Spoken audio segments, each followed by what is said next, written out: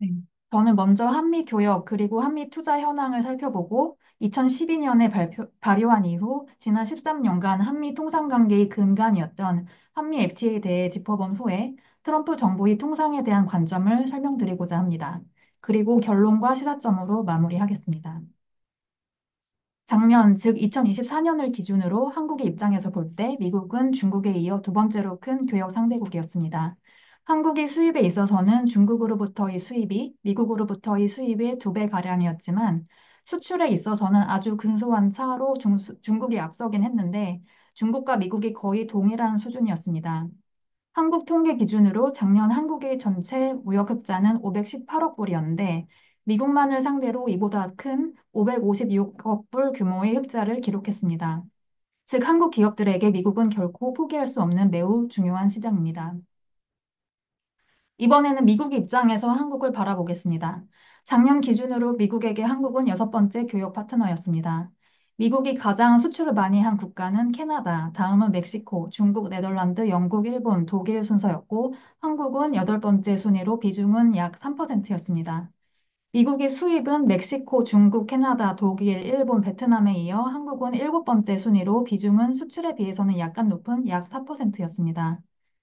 트럼프 정부가 매우 중요하게 생각하는 무역 적자로는 지난해 미국이 총 무역 적자가 1조 2천억 불 규모였는데 중국, 멕시코, 베트남, 아일랜드, 독일, 대만, 일본에 이어 한국은 미국이 집계한 통계로 약 660억 불로 여덟 번째 순위, 약 6% 비중이었습니다.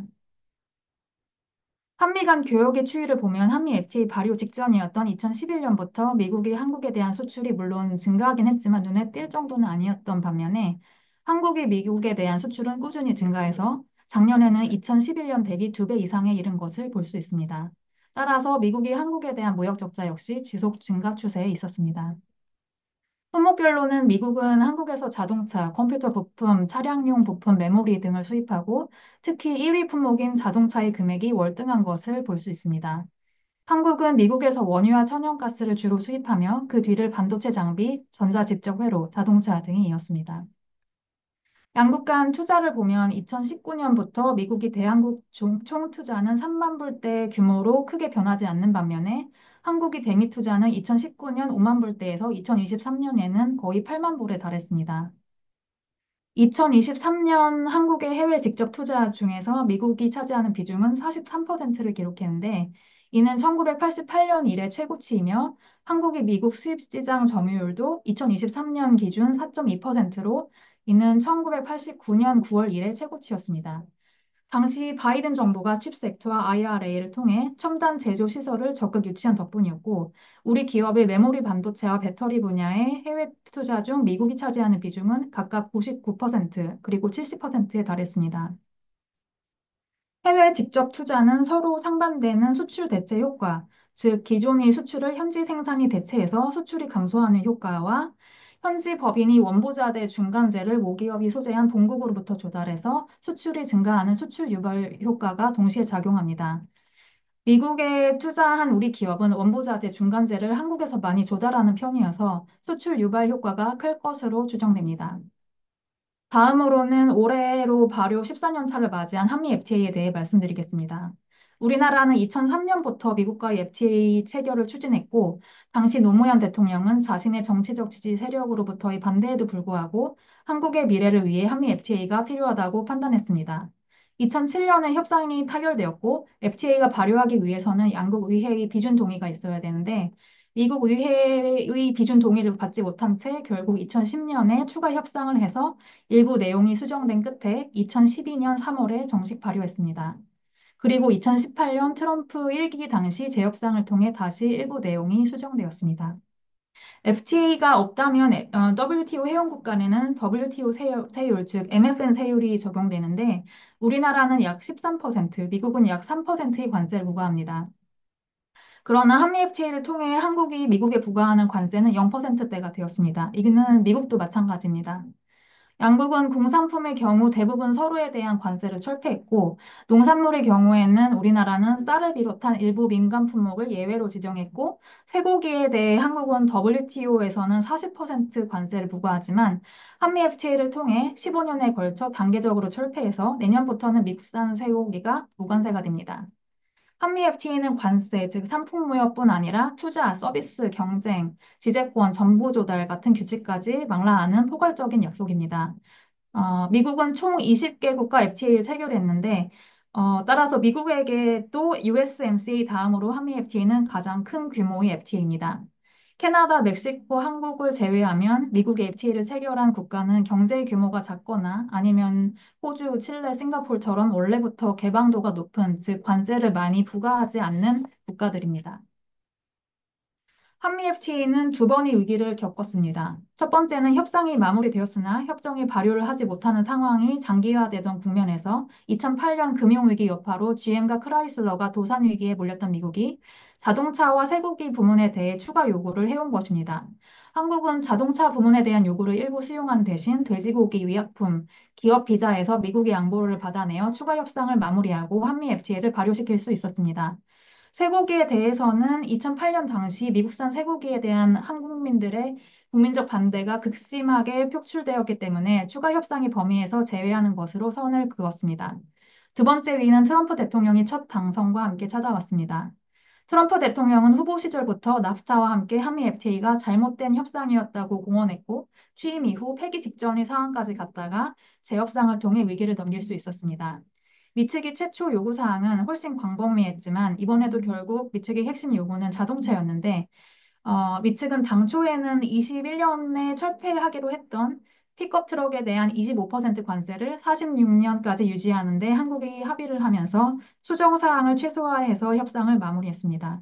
또한 한국은 한미 FTA 재협상과 연계해서 미국의 232조 철강 관세에 대해 무관세 쿼터를 받았고 USMCA보다 반년가량 앞선 타결로 조기의 안정성을 확보할 수 있었습니다. 그리고 지난주 미국이 상호관세 부과로 한미 FTA의 세 번째 위기가 왔습니다. 한미 FTA라는 약속이 있는데 어떻게 미국이 상호관세를 부과할 수 있냐라고 한다면 한미 FTA를 포함한 거의 모든 무역협정에는 필수적 안보 예외라는 조항이 있습니다. FTA 약속에도 불구하고 자국의 필수적 안보 이익이 보호를 위해 필요하다고 판단하는 조치를 할 수 있다는 겁니다. 지금 미국이 부과하는 추가 관세의 근거법인 섹션 232와 아이파는 모두 국가 안보를 이유로 들고 있습니다. 그렇다면 상호 관세로 인해 한미 FTA가 사실상 무용지물이 된 것이 아닌가 하는 의문이 있을 수 있는데요.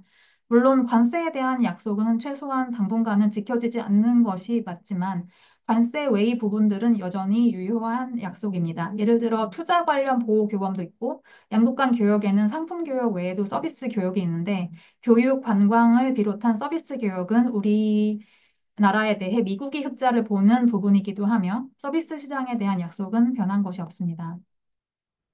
다음은 트럼프 정부의 통상에 대한 관점입니다. 지금 소개해드리는 내용은 트럼프 정부의 2025년 통상정책의제라는 미국 정부 문서에서 발췌한 내용입니다. 지난 세기에 미국은 두 번의 세계대전을 승리하고 공산주의를 물리치며 세계를 구했는데 이는 탄탄한 중상층과 강력한 국방이 뒷받침되어 가능했다. 그러나 오늘날 산업 기반이 대부분 해외로 이전하여 제조업 일자리는 1993년 1,700만 개에서 2016년에는 1,200만 개로 감소했다. 이는 글로벌리스트 엘리트가 노동자들의 희생을 대가로 자신들만의 이익을 추구했기 때문이며 그 결과 중산층이 붕괴하고 국가 안보는 취약한 국제 공급망에 의존하게 되었다. 트럼프 정부는 일기 당시 관세가 유효한 정책 수단이며 미국은 미국의 수출 시장 개방을 위해 레버리지를 갖고 있고 공격적으로 협상할 수 있음을 입증했다. 여기서 레버리지라는 것은 다른 국가들이 미국이라는 거대한 소비 시장에 대한 접근을 원하는 것을 의미합니다. 미국은 단지 돈을 이리저리 움직이는 것, 즉 금융시장 이상의 생산 경제가 되는 것이 높은 임금, 일자리, 기술 혁신, 국방을 위해 필요하다는 내용입니다. 이러한 트럼프의 관점은 바이든과는 차이가 확연합니다. 바이든의 관점은 미국의 전통적 접근의 연장선에 있다고 볼 수 있습니다. 즉, 미국은 2차 대전 이후 냉전 체제에서 한국을 비롯한 동맹국들에게 미국 시장을 내어주고 자유진영으로 편입시켰습니다. 바이든 정부는 적대국, 즉 중국 경제를 위해 동맹 또는 우방국을 우대하는 프렌쇼링 정책을 사용했습니다. 여기서 특기할 만한 점은 바이든이 중국 견제를 위해 한국 등 인도태평양 지역 국가들과 체결한 IPEF라는 협정이 있는데 과거에 오바마 정부가 추진했다가 트럼프 대통령이 첫 취임하자마자 탈퇴한 TPP라는 무역협정에는 들어가 있었던 시장 개방, 즉 관세 철폐라는 요소가 IPEF에는 없었다는 점입니다. 미국 유권자들이 외국에 대한 미국 시장 개방을 더 이상 반기지 않는다는 점을 바이든 정부도 잘 알고 있기 때문입니다. 대신 재정 투입을 통해 인센티브를 제공해서 이들 동맹 또는 우방국의 대미 투자를 유치했습니다. 반면 트럼프는 동맹국에 대한 관세 부과에 주저함이었고 친구가 적보다 더 나쁘다고 언급하기도 했습니다. 동맹국이 오히려 국방비를 과소 부담해서 프리 라이딩을 한다는 문제 제기입니다. 또한 굳이 미국이 재정을 투입할 필요 없이 관세를 부과하면 현대차가 최근 210억 불 규모 대미 투자 계획을 발표한 것처럼 투자를 유치할 수 있다는 것입니다. 트럼프와 같은 관점으로 패러다임이 변화하게 된 배경에는 과거 미국은 세계 유일한 초강대국이었으나 이제는 중국이 부상으로 G2 체제가 되었다는 점을 고려해야 합니다. 오늘날에도 여전히 미국이 세계 최다의 강대국이지만 글로벌 GDP 중 미국의 비중은 1960년대 40%에 달했던 것이 현재는 20%대로 내려앉았습니다. 또한 미국의 재정 적자가 나날이 심화된 결과 현재 연방 부채 규모가 36조 달러에 달한다는 점도 고려할 필요가 있습니다.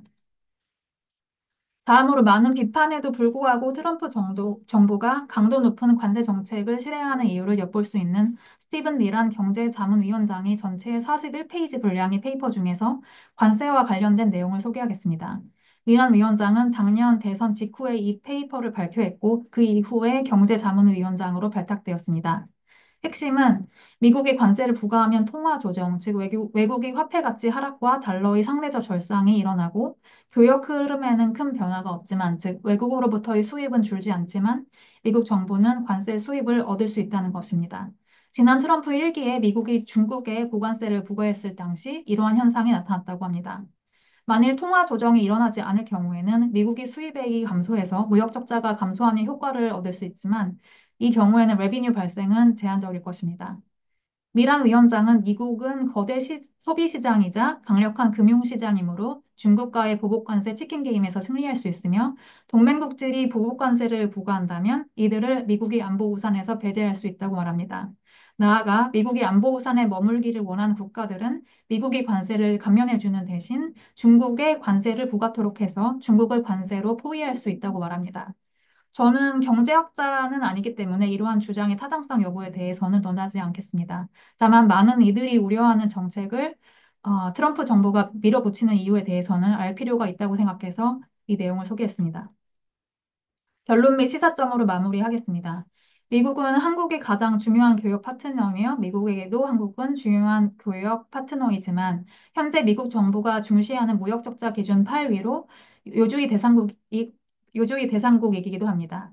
그간 양국 기업은 한미 FTA를 통한 자유무역으로 수혜를 받았지만 이미 과거에도 두 차례 위기가 있었고 한국 정부는 이를 극복했으며 이번 상호관세 부과로 세 번째 위기를 맞게 되었습니다.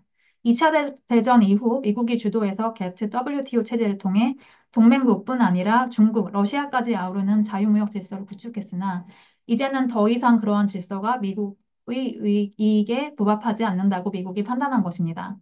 트럼프 정부는 관세를 유효한 정책 수단으로 보고 있으며 자국의 거대한 소비 시장이라는 레버리지, 기축통화 지위, 안보 우산 등 모든 협상력을 동원해서 자국 이익을 위한 결과를 공격적으로 이끌어낼 것으로 전망합니다. 한국 정부로서는 미국 정부의 논거를 이해하고 최대한 양국 모두의 이익에 부합하는 합의점을 찾아 미국과 협의해야 할 것이고 또 오늘 언론에 나오는 보도로 이미 그렇게 하고 있는 것으로 보입니다. 이상으로 제 발표 마치겠습니다. 다음 순서는 오늘 세미나의 핵심이지요. 트럼프 행정부의 항우 관세에 대해 김진정 변호사님께서 설명해 주시겠습니다. 어, 이 공유를 먼저 이제 중단을 하겠습니다. 중단이 안 되는데 김 네. 변호사님은 관세 전문가로서 저희 총영사관 경제자문위원으로 참여 중이십니다. 네, 변호사님께서 시작해 주시기 바랍니다. 지금 화면 보이나요? 네, 보입니다. 네. 안녕하십니까. 김진정 변호사입니다. 아, 좀 전에 그 우리 코트라 박 관장님이 저 미국이 아, 중국 보복 관세를 84%로 상호 관세를 올렸다고 저는 저 세미나 준비하느라고 뉴스를 못 들었는데요. 그래서 중국 관세가 지금 104%가 됐네요. 이거 내일 아침에 또 이게 제 주식이 박살나는 거 아닌지 모르겠습니다.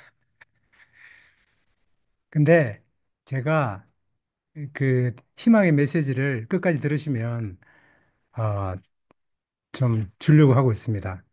오늘 저 한 550분이 참석하셨는데 어, 제가 한 40분 정도 말씀을 드리겠고 끝부분에 저 질문 질의사항을 받을 텐데 이 관세에 관한 내용들이 조금 이해 안 되는 부분이 꽤 있기 때문에 질문을 채팅으로 주시면 저 옆에 우리 저 관세 전문 변호사가 또 같이 있기 때문에 답변을 바로바로 해드리도록 하겠습니다. 자, 안녕하세요. 저는 김진정 변호사 겸 관세사이고요. 오늘 이 자리를 마련해 주신 우리 김영환 로스앤젤레스 총영사님, 또 조무경 영사님, 옥타 LA 정병모 회장님, 또 LA 코트라 LA 박근영 관장님, 또 한미 관세 무역 포럼 마이크 조 회장님께 감사의 말씀을 드리겠습니다. 제가 이게 상황이 긴박하니까 이 서론을 빼고 본론으로 바로 들어가도록 하겠습니다. 오늘은 지난 4월 2일 트럼프 대통령이 발표한 우리 상호 관세 조치에 대해서 여러분들이 많은 분들이 질문을 주셨는데요. 제가 4월 2일하고 3일은 진짜 바빴습니다.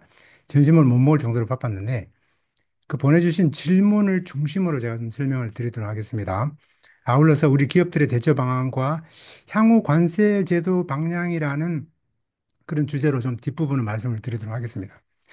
자, 금년 들어가서 트럼프 행정부 2기가 시작된 후에 4월 2일 상호 관세가 발표되기 전까지 이 새로운 관세 현황이죠. 아까 우리 조 형사님께서 서두를 잘 이렇게 인트로덕션 해주셔가지고 우리 IEPA가 어떻게 시작됐는지 설명을 했기 때문에 그런 것들은 설명을 제가 드리지 않겠습니다. 캐나다, 멕시코 대부분 다 아시기 때문에 요거는 그냥 이게 찰트로 보여드리고 넘어가도록 하겠습니다. 자, 우리 트럼프 대통령이 상호관세 발표의 개요를 한번 말씀드리겠습니다. 오늘 아까 우리 총인사님께서 말씀하실 때 이 새로운 이 글로벌 이코노믹 변화를 우리가 보고 있다는 그런 말씀을 하셨는데 아마 상당히 그런 지금 기운들이 있는 것 같아요. 저도 사실 그 백악관 로즈가든에서 우리 백 대통령께서 관세 정책을 발표하는 시간에 저도 열심히 이 유튜브 라이브로 시간을 보고 있었는데요. 보고 있는데 계속 관세 얘기는 안 하고 그냥 자화자찬만 계속 하길래 약간 좀 이렇게 짜증이 좀 이렇게 나는 순간이었는데 더 이상 내가 못 기다린다고 생각하는 순간에 이렇게 이 찰들 하나 들고 나와가지고 이제 사람들한테 충격을 줬죠. 충격을 주면서 뭐 아무튼 풍파를 일으키고 그 다음날 주식 이제 박살나고 이렇게 했는데 이 한국도 보니까 25% 이렇게 관세가 붙었더라고요.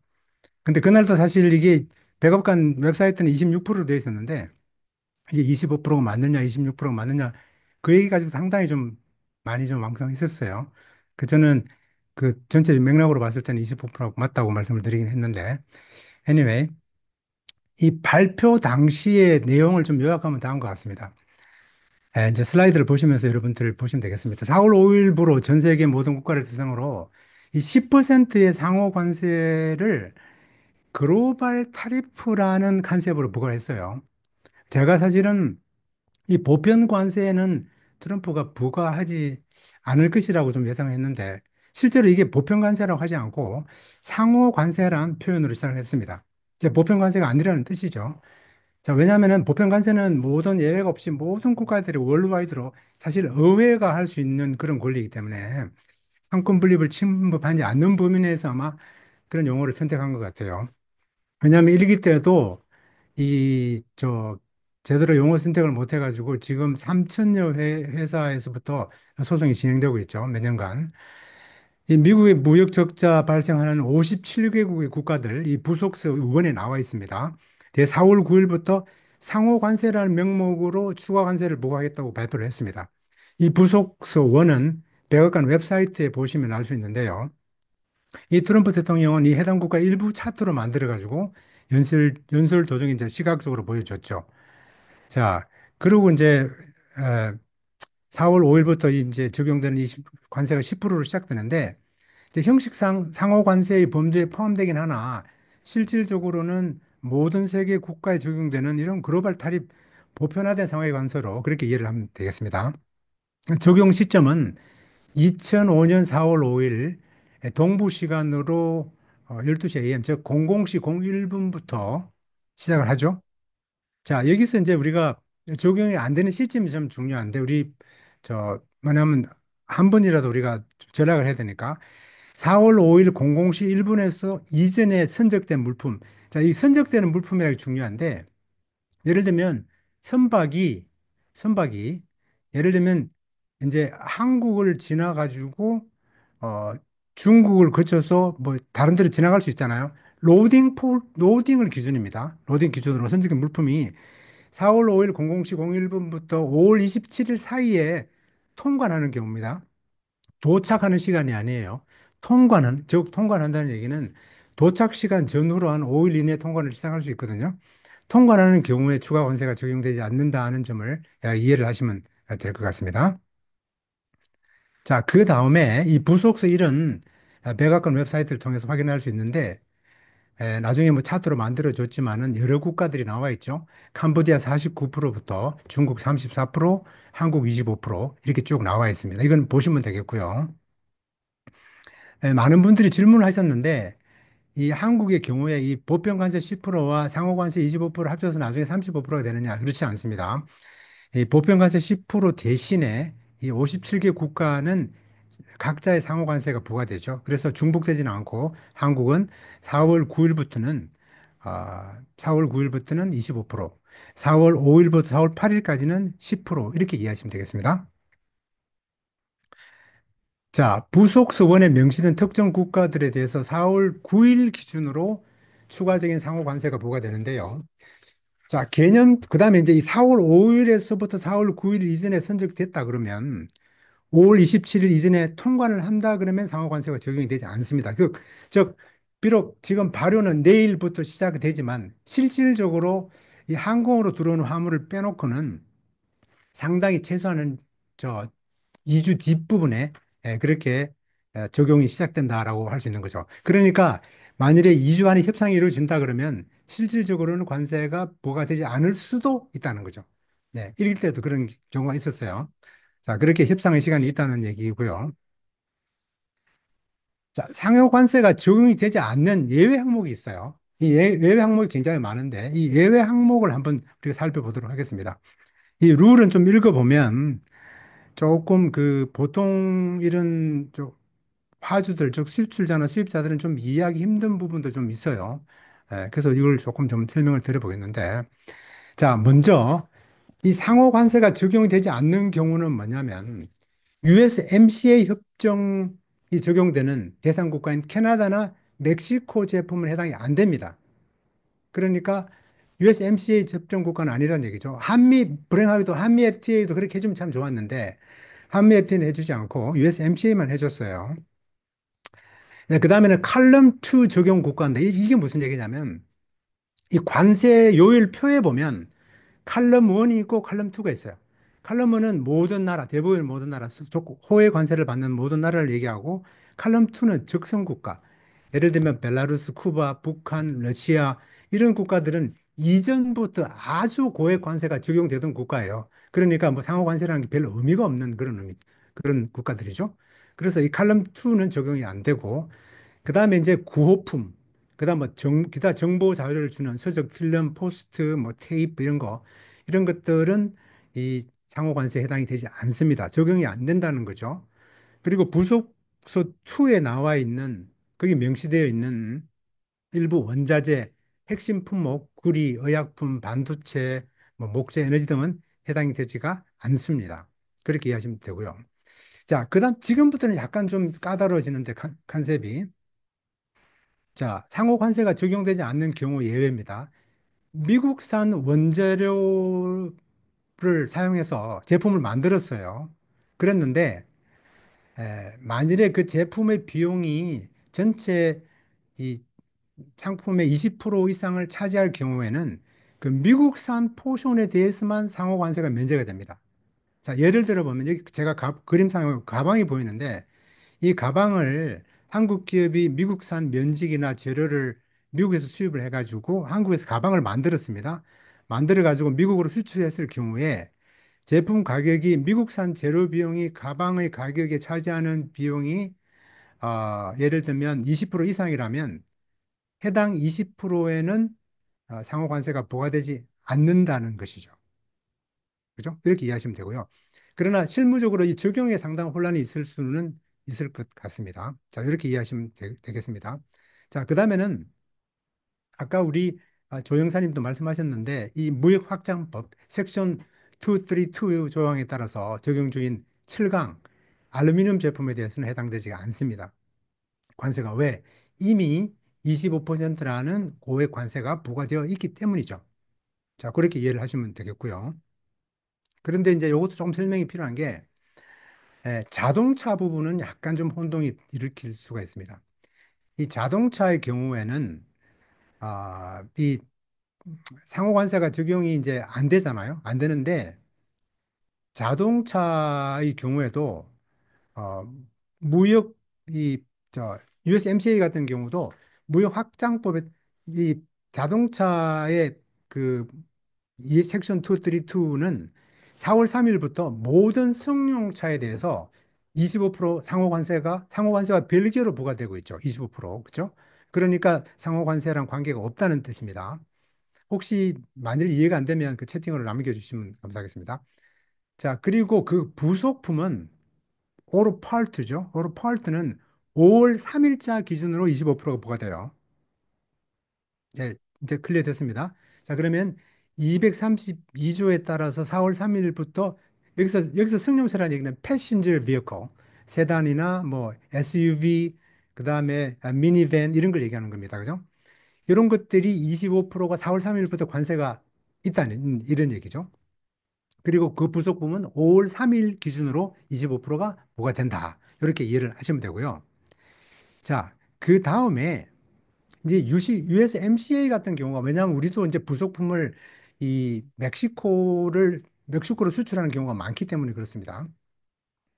이 승용차 패신저 비어컬인 경우에 USMCA가 적용되는 경우는 승용차의 가격에서 미국산 구성요소 부분에만 자동차 25% 관세가 부과되지 않고 멕시코 포션이나 캐나다 포션은 25%가 부과된다는 거죠. 여기 그림에 보면 US 컨텐츠 부분은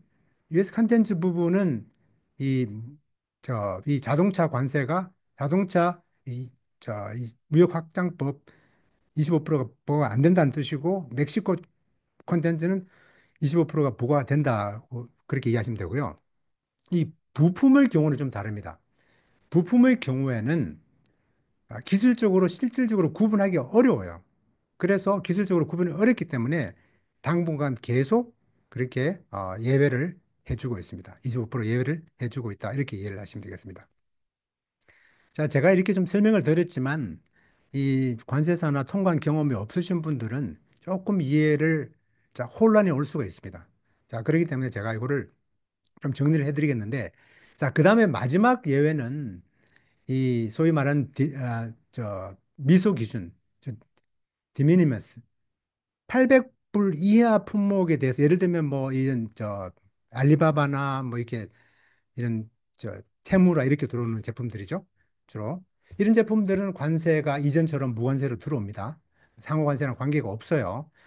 자, 그런데 중국과 홍콩은 예외예요. 중국과 홍콩은 예외인데 2025년 5월 2일부터 국제 우편 시스템을 이용할 경우에는 30% 상하 관세가 적용이 되고 국제 우편 시스템을 이용하지 않는 경우에는 800불 이하 품목도 상호 관세가 부과 대상이 된다는 것이죠. 예, 이렇게 이해를 하시면 되겠습니다. 자, 그러면 제가 이 상호 관세가 뭐다, 상호 관세가 어떻게 예외 조항이 있다는 것을 설명을 드렸습니다.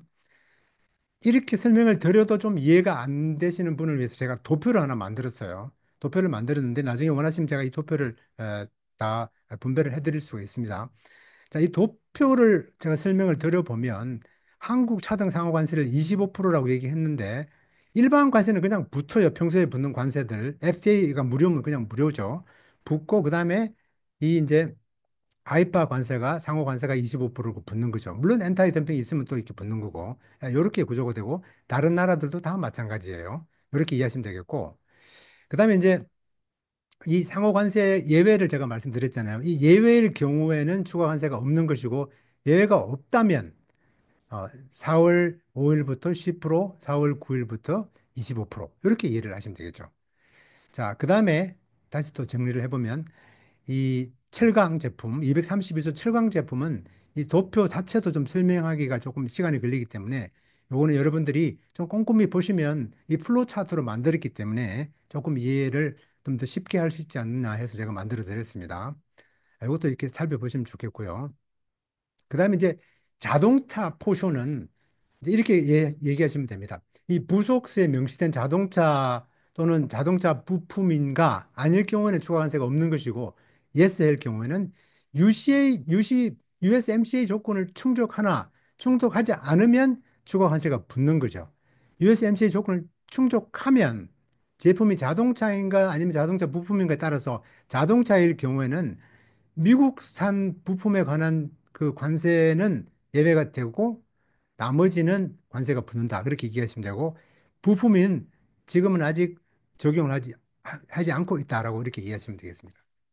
자, 그래서 제가 큰 그림상으로 상호 관세가 뭐다, 어떻게 예외가 되느냐, 언제부터 적용된다, 어떻게 적용되느냐를 설명을 드렸습니다. 자, 그다음에 이제 그다음에는 제가 그럼 우리 한국 기업들이 상호 관세가 이제 이렇게 발효가 되면 우리가 어떻게 해야 될까 고민을 좀 이렇게 해봐야 되겠죠. 먼저 사실은 이 대형보다는 사실은 우리가 수출하는 품목의 정확한 관세율을 아는 것이 굉장히 중요해요. 왜냐하면 관세율을 아는 것이 지금 조금 어렵게 되어 있어요. 이제는 구조가. 특별히 232조 적용 여부가 아주 모호한 철강이나 알루미늄 제품들은 CBP 가이드라인을 좀 기다릴 수밖에 없는 그런 경우도 있고요. 그러나 뭐 이렇게 약간 혼란스러울 때는 조금 유리한 그 품목 번호를 찾아가지고 그냥 통관을 시도를 해보고 나중에 또 사후 설명을 하는 그런 전략도 고려할 수 있습니다. 물론 무대포로 하라는 뜻은 아니에요. 자, 그다음에는 이 관세율이 높아지면 이 지금 관세율이 너무 높기 때문에 특별히 중국 관세가 지금 추가 관세가 104%로 된다 그러는데 물론 이들은 뭐 계속 한다고 보지는 않지만 관세율이 높아지면 이 관세 가액을 낮춰가지고 수입자들 신고를 하는 시도가 늘어요. 일기 때도 그랬습니다. 그래서 세관은 이를 탈세로 보고 통관을 보류할 수 있습니다. 이럴 경우에 이제 통관을 보류할 경우에 우리가 어떻게 되냐면은 그 통관사들에게 그 서류를 보여줘서 우리가 이 정상적인 우리가 수입을 했다는 걸 보여주기 위해서 계약서라든지 평소 통관 서류 이외에 자료들을 좀 제출해야 되는데 그중에서 제일 중요한 자료가 뭐냐면 이 송금 내역입니다. 송금 내역. 송금 내역 증빙 서류를 요청할 때 바로 주셔야 돼요. 그렇지 않으면은 나중에 상당히 이게 저 통관 보류가 오래되는 경우가 있어요. 그래서 그런 점을 유의하시고 이 지금 그림을 보면 셀러와 바이어가 있잖아요. 이 셀러가 바이어가 있는 경우에 우리가 이 인포러블 레코드 즉 수입자가 법적인 수입자가 실제로 물건을 판매하는 이 셀러를 판매자에게 보낸 대금 지불을 했던 송금 기록을 의미합니다. 이 송금 기록을 가지고 있다가 보여주면 대부분 문제가 해결된다라고 이렇게 이해를 하시면 됩니다. 세 번째는 이제 중국 고관세로 인해 가지고 제3국을 통한 우회 수출이 증가할 것입니다. 이게 104% 상호 관세가 붙고 그다음에 또 301조가 붙으면 진짜 뭐 더 이상 중국이랑 거래를 하지 말자는 얘기죠. 자, 이럴 경우에 이제 이런 우회 수출들이 많이 일어날 텐데 이런 일들이 일어났을 경우에는 어떤 사건들이 일기 때 있었냐면은 실제로 이제 원산지 검증에 관한 얘기들이 많이 있는데 실제로 중국에서 만들었냐, 아니 한국에서 만들었느냐는 것을 물어보죠. 조사가 나올 경우가 많아요. 그럴 경우에 생산 공정도나 이런 생산 기록, 빌로 머티리얼 같은 이런 서류들을 준비를 하셔가지고 중국산 성분 관리가 돼서 충분히 이게 한국제나 또는 뭐 다른 나라 국가 중국제가 아니라는 것을 보여줄 필요가 있다는 거죠.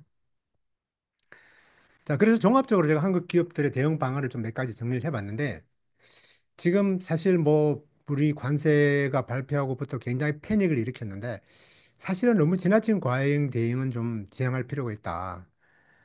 왜냐하면은 트럼프 정부의 큰 그림을 이해하게 되면 사실 이게 좀 왔다리 갔다리 할 수 있고 어 뭔가 이게 좀 울퉁불퉁한 길들을 걸어갈 수 있는데 이 좀 약간 합리적인 판단이 필요하다는 말씀을 제가 드리고 싶은데 이제 일단 조금 캄다운 하실 필요가 있고 그다음에 제가 좀 특별히 말씀드리고 싶은 것은 중국산 원재료에 대한 이 원산지에 관한 규정을 참 우리가 공부를 좀 많이 해야 되는 그런 시절이 왔다라고 이렇게 이해를 하시면 좋고, 그다음에 이제 그 232조 적용 가능성이 있는 품목들, 그런 품목에 대한 분류를 잘 하시면 절세에 많이 도움이 되고요.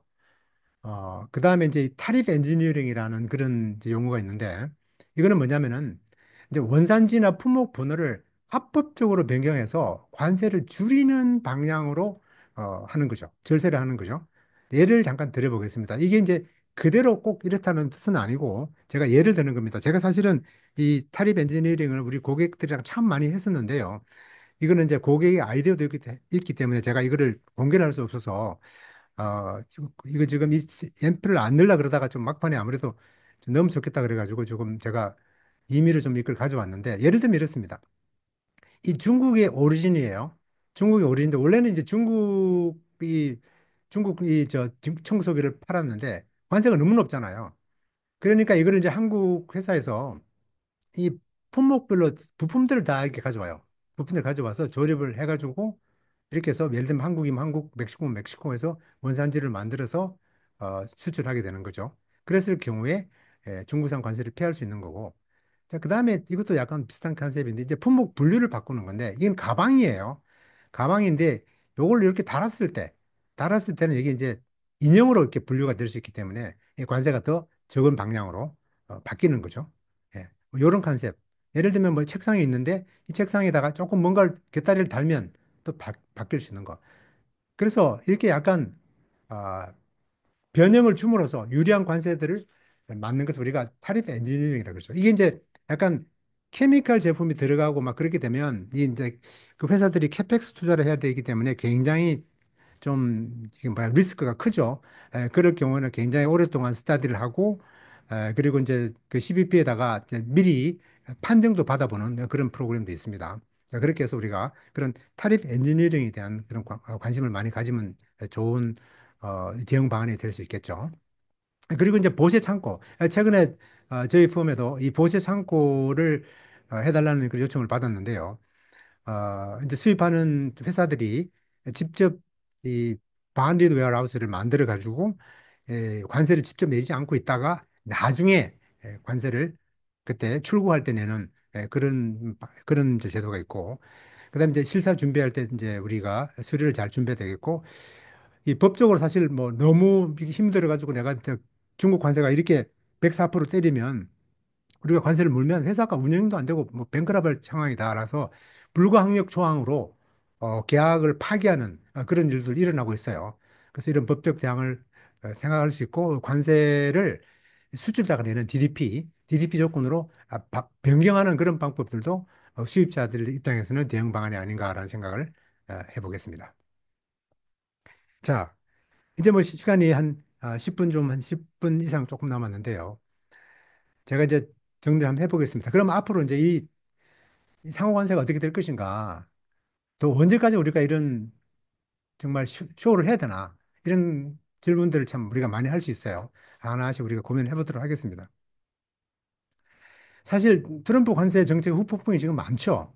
많고 뭐 공급망 붕괴되고 무역 전쟁 난리 나고 외교 갈등 생기고 뭐 보호주의 역풍이 생기고 사실 트럼프 행정부에서는 컨셉 자체가 보호주의라는 그런 표현보다는 뭐 공정주의로 가자 뭐 이런 얘기를 하고 있는데 anyway, 뭐 국내 여론도 악화돼가지고 뭐 데모도 하고 난리도 아닙니다. 그죠? 근데 이제 사실은 메인 이슈는 인플레이션이죠. 인플레이션에 관한 얘기를 조금 해 보겠습니다. 이 관세 인색으로 인플레이션이 발생한다고 월가에서 엄청 이렇게 얘기를 하고 있고 우리도 실질적으로 피부로 느끼고 있는데요. 그럼 왜 트럼프 행정부는 관세 인상이 인플레이션 아니라고 생각하고 있을까? 참 굉장히 좀 의아하고 말할 때마다 트럼프 대통령은 현재 인플레이션 없다고 주장하고 인플레이션 생기지 않는다고 주장을 많이 합니다. 심지어 강요들도. 실제로 지난달 지표는 뭐 그런 대로 안정적이었고 에너지 가격이 사실 이번 그 뭐죠 주식 폭락하면서부터 더 많이 에너지 가격도 많이 폭락했죠. 그래서 사실은 뭐 표현이 이렇습니다. 미국의 총 수입 금액이 3.5조 달러 정도 돼요.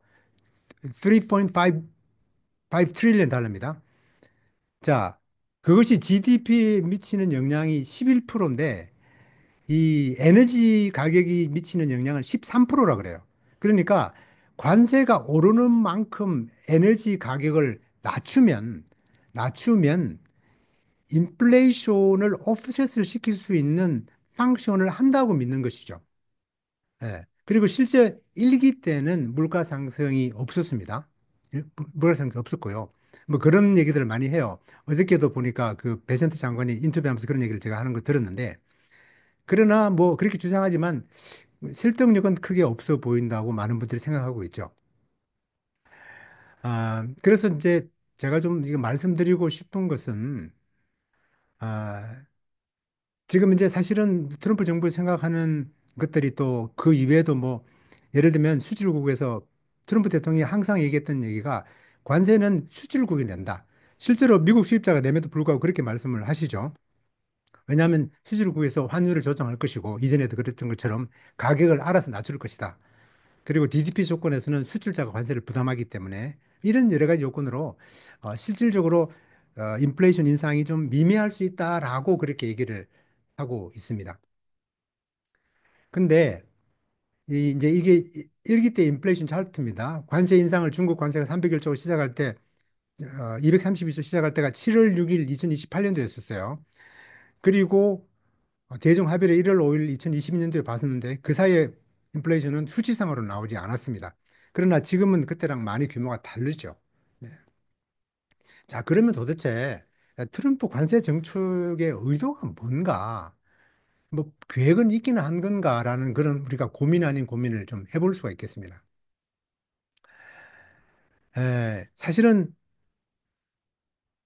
이 계획이 없다라는 말은 맞지가 않고 오히려 제가 이전부터 많이 이 얘기는 했는데요. 금년 초에도 우리 기타 세미나에서 이런 얘기 제가 했었죠. 계획된 매드맨 협상 전략일 수가 있다 말씀을 드렸는데 이게 지금 무슨 얘기냐면은 트럼프 대통령의 관세 철학을 보면 이 타리프는 근본적으로 외국이 지불하는 텍스다라고 이해를 하고 계십니다. 그리고 관세는 미국 경제 회복의 핵심 수단이고 붕괴된 미국 중산층을 살릴 수 있는 경제적인 치료제로 인식하고 있고 이 이론적인 기반이 No Trade is Free라는 그 책을 쓴 로버트 라이트 아이즐 그 일기 때 USTR 대표 장관이죠.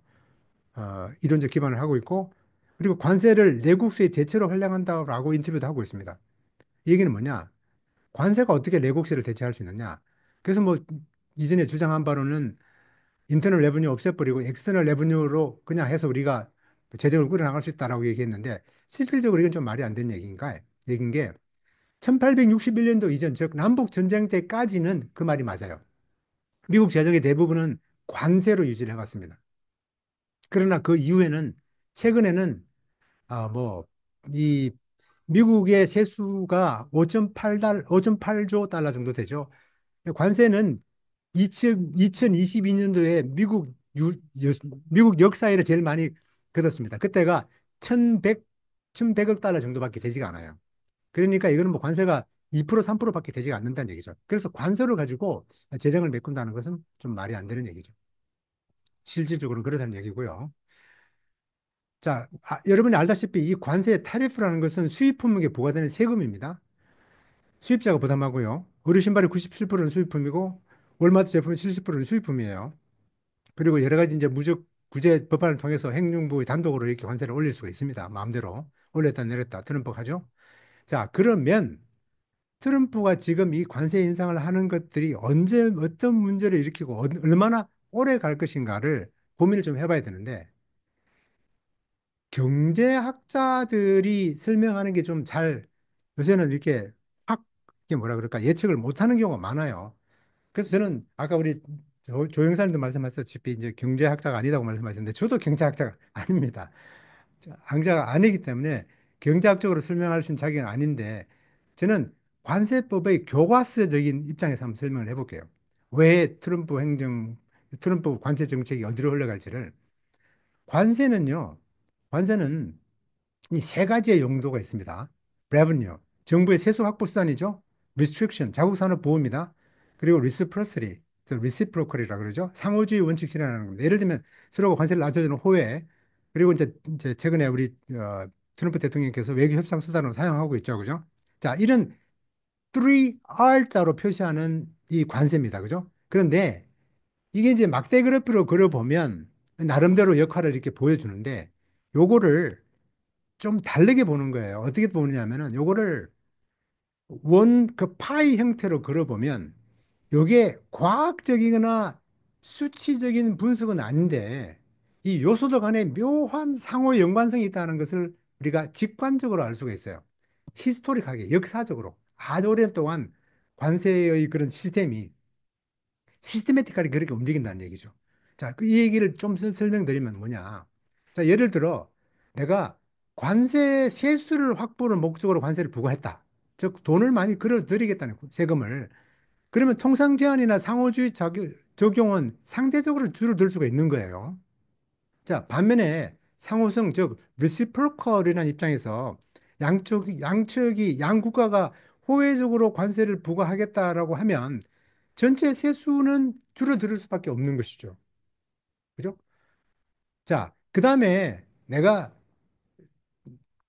리스트릭션을 해가지고 내가 우리 산업을 보호하겠다 그러면 레버뉴가 확 줄죠. 결국은 관세는 세수 확보, 수입 제한, 상호성 이 세 가지의 목적이 서로 영향을 주는 구조라는 거죠. 이 시스템 자체가. 한 목적이 강해지면 다른 목적은 약해질 수밖에 없죠. 근데 이 트럼프 대통령은 이 세 가지를 모두 달성하려는 관세 정책을 추진하고 지금 현재 있기 때문에 그리고 뭐 내국세를 대체하고 수입 제한하고 미국 산업을 보호하는 이 다른 나라에서는 미국 제품에 대해서 장벽 철폐를 요구하는 그런 방식입니다. 결국 이런 접근은 뭐 경제적인 관점에서 설명할 수 하지 않아도 이런 자체적인 시스테매틱할리 충돌을 피할 수 없어가지고 이런 목표를 물론 동시에 목표를 이룰 수도 있겠지만 상당한 어려움이 있을 수가 있다. 자, 그러면 트럼프 대통령도 그 한계를 알기 때문에 전략적으로 움직인다라고 볼 수 있습니다. 예를 들면 이걸 좀 해보다가 안 되면 이걸 또 드롭백을 할 수 있다는 거죠. 그러니까 계속 우리는 울퉁불퉁한 길을 갈 수밖에 없다는 그런 것입니다. 자, 그다음에 제가 차트를 하나 보여드리겠는데요. 뭐 시간이 이제 거의 다 돼가는데, 이 차트를 하나 보면 이 X축은 미국의 수출 금액입니다. 이 Y축은 이 GDP 대비 수출 비중인데요. 왜 베트남은 미국 눈치를 볼 수밖에 없고, 왜 멕시코는 쩔쩔맬 수밖에 없고, 중국은 버틸 수 있는지, 중국은 이렇게 보복 관세를 때리고, 다시 미국이 보복 관세를 때릴 정도로 이렇게 버티는지 보여줍니다. 오른쪽에 보면 EU가 수출 금액이 500 빌리언 이상이고 중국이 400 빌리언 이상입니다. 그죠? 멕시코 많죠? 캐나다 많습니다. 그런데 베트남도 많습니다. 베트남도 그 수출 금액은 100 빌리언 정도이지만 근데 미국 수출 금액이 GDP에 차지하는 포션은 25%가 넘어요. 그런 얘기는 만일 베트남이 고관세로 인해서 미국으로 수출을 못한다면 나라가 망한다는 뜻이죠. 그렇죠?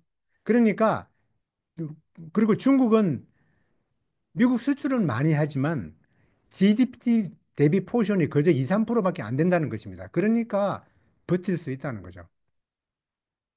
그래서 이 좌표가 아주 큰, 우리에게 시사하는 바가 큰데요. 결국 중국의 관세는 협상을 통해서 어느 정도 조정은 가능하겠지만 아주 쉽지 않을 수 있다. 오래 갈 수 있다. 그런 얘기고, 어, 제가 세미나 때 굉장히 많이 강조했고, 이 미국의 통상 이슈는요, 사실은 중국입니다. 모든 게 중국과 연결되어 있고, 해결도 그 방향에서 찾아야 돼요. 그렇지 않으면 답이 안 나옵니다. 계속 그냥 돌고 도는 거예요. 1기 때도 사실 시진핑하고 트럼프가 합의를 봤지만, 결국은 시진핑이 그 약속한 미국 농산물을 다 구매를 안 했거든요. 그런 의도도 없어 보였고, 지금도 큰 변화를 기대 안 한다는 거죠. 그래서 결국 미중 무역 전쟁은 쉽게 끝나지 않을 것이라는 게 지금 어, 견해고요. 그렇게 보는 것이 좀 맞지 않나라고 이렇게 생각을 해봅니다. 자, 그 다음에 결국은 우리가 이제 트럼프 내부에서 어떤 일이 돌아가는가를 봐야 되는데 아까 우리 조 형사님이 그 마이런 리포트를 얘기해 주셨는데 지금 여러분들이 뉴스 미디어에 그뭐 주로 사실 그 팍스 뉴스를 제가 즐겨보는 편이 아니었는데 최근에는 팍스 뉴스를 많이 보는 이유가 장관들이 전부 다 그쪽에 많이 출연해요. 그래서 출연해서 이제 인터뷰를 많이 하는데 이 뭐 상무성 장관 뭐 그다음에 이 재무부 장관들 얘기할 때 보면 전부 다 트럼프에게 거슬리는 말을 안 하려고 굉장히 노력하는 게 보여요. 그 인터뷰 내용이. 그건 무슨 얘기냐면은 지금 트럼프 관세 정책에 관련된 광료들 뭐 상무부 장관 경제위원회 뭐 다 이렇게 합쳐가지고 1기 때부터 있었던 강경파는 이 미국 무역고문 피를 나바로 저기 이전에 그 유시 얼바인 교수 하시던 분 그분이 적극적으로 이 고액 관세를 지지하고 있고 이분은 이제 미국 제조업의 책임을 지겠다는 그런 사명감을 가지고 일하고 있는 분이고 그다음에 이제 경제자문위원장 스티븐 마이런 이 자문위원장이 이 마이런 보고서에서 뭐라고 했냐면 미국은 보편 관세를 20%에서 50%를 부과해야 된다라고 주장을 했었어요. 그래서 상당한 그런 이제 그 나름대로 수치는 트럼프 대통령이 참조했지만 이분은 자문위원이기 때문에 액션하시는 그런 분은 아니죠. 그렇죠? 그리고 다른 분들은 보면 대체로 속마음은 고관세가 무리라고 생각하는 것 같아요. 제 느낌에는. 예를 들면 뭐 베센트나 뭐 다른 분들 상무성도 마찬가지고.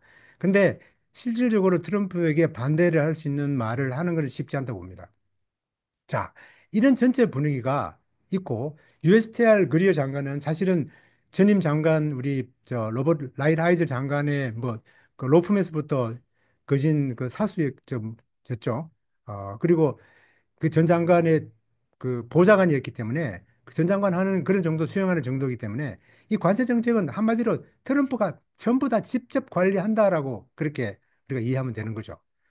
자, 그러면 이 트럼프 대통령이 자, 미국의 이 CEO로서 진짜 원하는 게 뭔지, 우리가 언제까지 이런 길을 가야 하는지, 이런 고민을 우리가 해봐야 된다는 거죠. 좀 심각하게. 어떤 회사들에게는. 참, 이제 이 고민을 해봐야 되는데, 그래서 제가 이제 지금 시간이 다 지났는데 결론을 한번 제가 5분 이내 짧게 내려오도록 하겠습니다. 자, 파이널로 제가 좀 몇 말씀 드리고 이제 마칠 텐데요. 이 많은 경제학자들과 교수들이 트럼프 대통령의 정책이나 발언들을 분석하면서 뭐 미시적인 접근을 많이 해봤지만 트럼프 대통령이 그 돌발 행동하는 것을 누가 예측한다는 건 뭐 거의 다 안 되는 것 같아요. 그죠? 제가 뭐 약간 여담이지만 한국에서 제가 그 방송에 출연하면서 그 언더스탠딩 그 방송에 출연하면서 이런 비슷한 의견을 말씀 몇 주 전에 드린 바가 있는데 이 핵심 키워드는 세 가지입니다. 중국, 그다음에 철강, 그다음에 자동차죠. 중국은 뭐 피할 수 없는 적이고요. 철강은 트럼프 대통령이 클리어하게 얘기하잖아요. 트럼프 대통령의 어로 가지고 연구하면 잘 안 되더라고요. 근데 이 가끔씩 그 트럼프 대통령이 스테디하게 하는 내용들이 있어요. 차이나. 1980년대부터 얘기했고, 그 다음에 철강입니다. No steel, no country. 철강이 없으면 나라도 없다. 철강의 중국의 진심이고 철강의 진심입니다. 그리고 제조업의 부활은 자동차죠. 왜? 자동차가 미국에서 만들어져야 그 많은 부속품을 컨트롤하게 되면 많은 공장들이 부수적으로 생기는 거죠.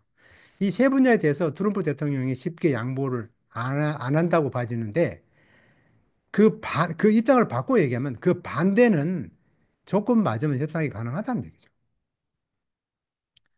근데 이제 우리가 좀 여기서 염두에 둬야 될 게 일기 때처럼 전통적인 방식으로 그런 긴 협상은 안 한다는 거죠. 왜냐하면 일기 때 중국과 협상이 거의 1년 뭐 3, 4개월 걸렸잖아요.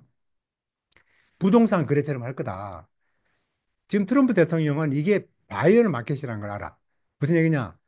팔 사람은 엄청 많아. 근데 바이어는 돈을 가지고 있어. 그런 구조로 진행되는 거죠. 여러 판매자들이 누가 와서 레고를 하는 게 아니라 여러 판매자들이 조건을 먼저 제시를 하는 거죠. 아, 나는 얼마에 팔겠다. 그리고 제일 좋은 것을 선택한다는 거죠. 가장 유리한 제안을 선택하는 형태로 갈 가능성이 높다는 거죠. 협상도. 뭐 그냥 대표가 만나가지고 옛날 중국 하는 것처럼 협상 5번, 6번 하고 안 한다는 겁니다. 그래서 우리가 이 트럼프 대통령하고 협상할 때는 제가 그 방송에도 말씀드렸지만 선수가 필요해요. 명확한 권한을 가진 결정권자가. 왜냐하면은 각 나라마다의 내부적인 사정이 있기 때문에 그 내정을 다 get 할 수 있는 그런 오토를 가진 사람이 나설 때 비록 트럼프도 장관들이 하겠지만 결국은 이 관세를 트럼프가 직접 관리하기 때문에 트럼프랑 이게 정말 이 맞짱을 뜰 수 있는 그런 대상이 필요하다는 거죠. 실제로 4월 2일 상호 관세가 이제 발표되고 4월 3일 날 그날 아침에 이제 우리 미국 정시가 폭락했잖아요. 그래서 지금 한국 언론 그 전화를 와가지고 우리가 통화를 한번 하면서 이 난리가 얼마를 갈 거냐라고 저한테 질문을 주셔가지고 아, 그걸 내가 어떻게 아냐고. 그런데 제가 그때 이런 얘기를 한번 드렸어요. 뭐 그냥 꼭 얘기하라 그러면 내가 중국을 제외하고는 한 3개월 정도만 기다리면 해결을 시작하지 않을 거라고 대답을 드렸어요. 왜냐하면은 우리가 스마트한 기업들은 3개월 분 정도의 이런 제품들을 미리 보냈거든요. 저도 트럼프 정부가 들어오면서부터 제 은퇴 구자는 아무튼 절반은 채권으로 돌렸는데 일단 그렇게 해서 나름대로 해결을 했어요. 근데 3개월을 더 지나가게 되면 이제는 기업들이 참기 힘들어집니다. 즉 굉장히 힘들어지는 거죠. 그러니까 뭐냐면 이제 협상을 해야만 되는 그 시점이 온다는 거죠. 뭐 이미 물량 확보량도 다 떨어지고 해결해야 되는 시점이 오기 때문에 달리 말하면 셀러가 팔아야 돼 손해 봐도 그런 시점이 오는 거죠. 그래서 사실 아, 이런 3개월 정도 지나면 아마 당장은 안 하겠지만 본격적으로 우리가 이런 중국을 제외한 나라들은 상당히 뭐 이렇게 하지 않겠나. 뭐 트럼프 대통령이 얼마 전에 그 우리 일본이나 한국처럼 이런 뭐죠?